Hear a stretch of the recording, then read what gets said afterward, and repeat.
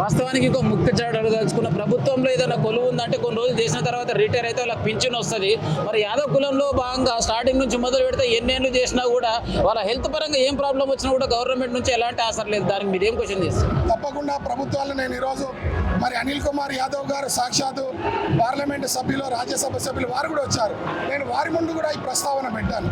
ఈరోజు పాత నగరంలో ఉండేటువంటి పాడి పరిశ్రమలకు నడిపించేటువంటి యాదవులు ఈరోజు మున్సిపల్కి భయపడాలా, కరెంటుకి భయపడాలా, దొంగ వ్యాపారం జరిగే సారా దందలు నడిపించేటువంటి ఒక సంస్థగా ఈరోజు ప్రభుత్వాలు మరి అధికారులు ఆ రకంగా వేధించేటువంటి పరిస్థితి నుంచి ఈరోజు నగర అభివృద్ధి కోసం నగరం యొక్క మరి తోడ్పాటు అందించడంలో యాదవులు కూడా ముందుంటారు. కానీ ప్రత్యామ్నాయం చూపించకుండా ఇక్కడ మరి పాడి పరిశ్రమ తొలగిస్తానంటే ఒప్పుకునే పరిస్థితి లేదు.